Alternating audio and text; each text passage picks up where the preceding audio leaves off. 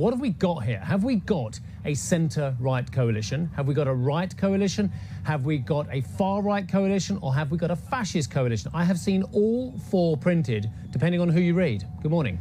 Good morning, and thank you for hosting me.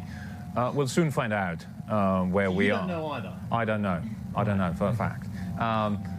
I think we have a national conservative coalition. It used to be called centre-right, but if you look at it, the centrist component has faded away. Berlusconi is single-digit.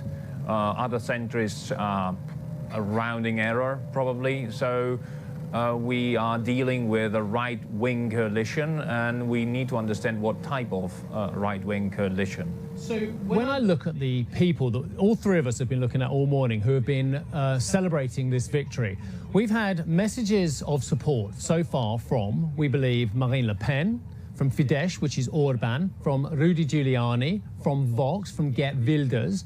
We're talking about a pretty rum bunch of people on the right wing of European and global politics as well. Does this mean there is a new, bigger right-wing coalition coming together? Oh, that's the hope. Meloni is quite a charmer. I think everyone believes to have a special relation with her.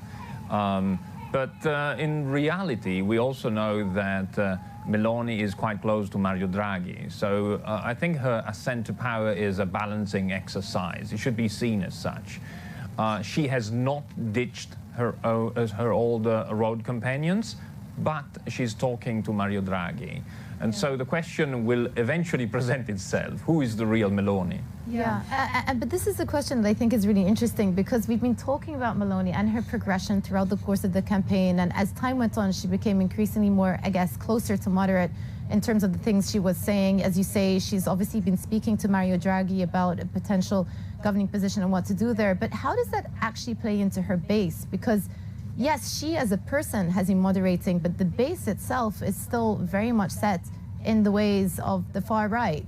So will she lose their support if she continues with her moderate stance? In the history of her party, party leaders can impose their own agendas, irrespective of voters' preferences. And so it's right, when we look at the polls, when we look at the surveys, we see that, for instance, there are many Brothers of Italy voters who are anti-American or even pro-Russia.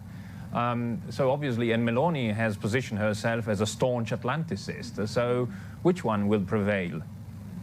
Before you came on, Steve and I were also talking about what has happened with the composition in terms of votes, and how Lega, which at the last election, 2018, got about 17%. Today, we're looking at something closer to 8%. So they've dropped quite a lot.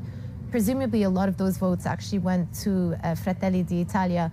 What does that tell you about the future dynamics? What could they look like between Meloni and Salvini? Two things. The League is a wounded animal, and because of that, it's dangerous. So we'll see whether the road ahead will be a bumpy one for the coalition. And the other one is, now that it's below the 10% bar, I think Salvini's fate, Salvini's doomed. He will be ousted from the party, one way or another. So he won't, sorry, just to jump in on that, he won't be a long-term interior minister then, if that's what he craves? No, he can't. He's radioactive. He's an explicit supporter of Russia and is trying to deny it, but he's not credible. And he can't get that cabinet position for sure, because there you deal with the security apparatus, you deal with the intelligence community, you deal with all sorts of things that you can't possibly give to a Russia stooge.